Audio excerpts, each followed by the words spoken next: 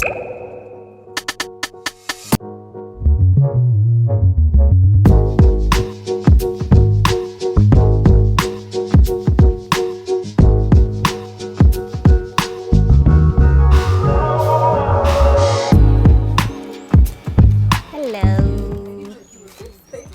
name is Alexia Ndila Musau. I am a content creator in that I have a podcast that I host known as Banter Over Brunch. I'm also a part-time marketing student at Strathmore University, and I have an 8 to 5 which is in real estate. I'm a sales and marketing executive. So kama unatafuta nyumba, if you're looking for a house or land, we can talk. Well, my friends and family, I feel like they are a break from the hardship of life. You know, life is not always wow, but like if you know, like at the over the weekend I'm going to see a friend, I'm going to see a family member, then you have something to look forward to. And yeah, so I'm grateful for my friends and family. It's not easy, I won't lie, especially like this year, because during COVID, I mean, it was just school, and it's school from home and a bit of the podcast, but now having to split myself to be able to be fully present in these three things that are different and need my energy, need my attention, it's not easy. But I guess proper planning and just setting out, you know, goals. And I'm grateful that I do have a co-host who is understanding, and like we work together really well. So she's able to help where I can't. But yeah, it's just proper planning and just trying to balance. We're not yet at a perfect balance. I feel like I do give, of course, more attention to my day job because I'm there for most hours. That's what pays me. So yes, but so far so good. Yes. Most difficult. I guess when I had to make a decision a couple of years ago, I was doing a course in uni that I wasn't so happy about, and I was just feeling like I was being drained. So yeah, I made the decision to discontinue, and it looks like an easy decision, but it's like one of the hardest things that I had to do because it had already become my comfort zone, because it's already something that I knew. I was already in the system, so I was comfortable as much as I was uncomfortable. So making that decision and not knowing what to do afterwards and how to fit in again, because your friends will continue, the friends that I had, and now, yeah, so that was a hard decision, and I don't think I'm completely over it because sometimes I'm like, I should have just stayed, but I'm grateful for this far that God has brought me. I won't lie, but like Simon Peter, yeah, because Simon was Jesus's guy. Like we all knew he was chopping people's ears for Jesus, you know. And sometimes I feel like I can be that friend. I will go lengths, you know, for you and to be there for you. And then he denies Jesus this one time, and then we paint him like the bad guy. And I feel like in this situation, when we know, okay, he's resurrected, like God has won, it's easy to judge Simon. But I feel like if it was in those times, even right now, we have friends who, especially even let's say times of like social media, you know, and I think we talked about cancel culture, you know, to stand by your friend at uncertain times. Like he was confused, he was scared for his life. This is a guy who just came and was like, follow me, and he wasn't even so sure, like, where is this going? What's the plan?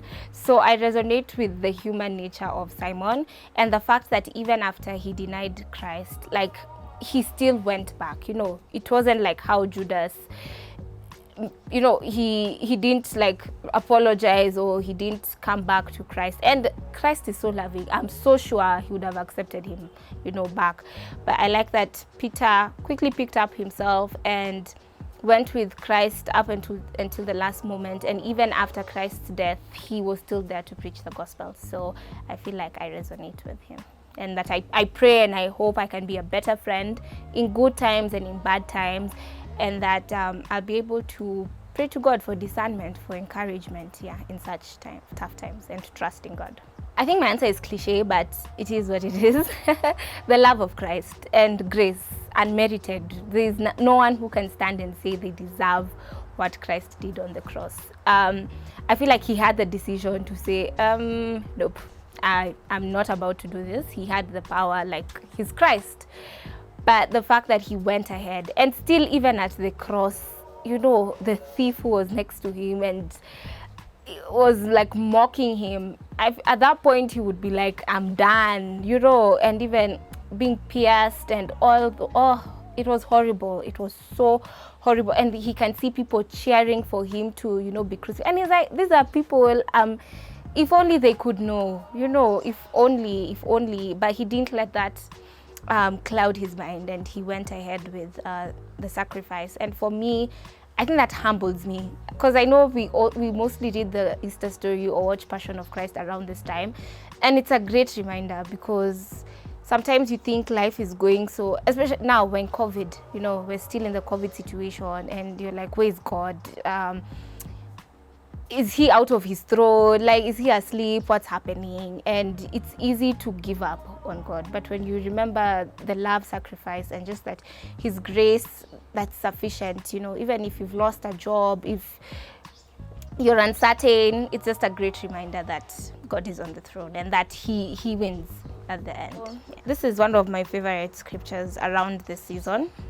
I'm reading from Isaiah 53 verse 5, Amplified Version, and it says, "But he was wounded for our transgressions, he was crushed for our wickedness. Our sin, our injustice, our wrongdoing.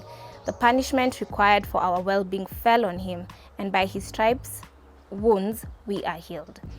So I feel like it just adds more emphasis to the sacrifice that God did.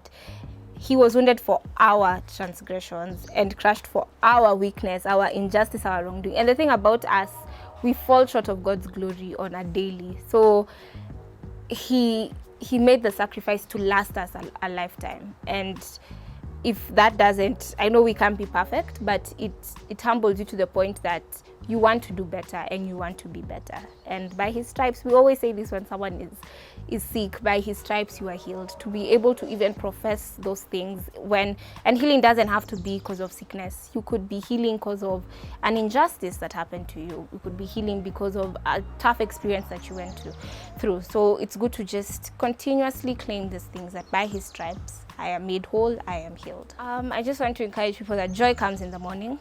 I know I listened to a sermon about Easter sometime back, I think last year, and the person, I think it was Stephen Futrick, mentioned that the disciples at that time and the followers of Christ didn't know that there was going to be a resurrection. We are privileged that we're reading a story that happened. They didn't know. So in that moment, they were very heartbroken, you know, confused. They couldn't believe what had happened. And that's how life is for us when we're in a difficult situation. We don't know 3 years from now, okay, I'll have overcome. You know, at that moment, you're not seeing that you'll overcome. So I just want to encourage people that if you're going through something, just trust in God and have faith that better days are coming and that God is going to see you through. Yes. I just want to wish everyone a happy Easter season with your family and friends, even despite the COVID times that we're living in. May the joy of Christ forever remain in your hearts.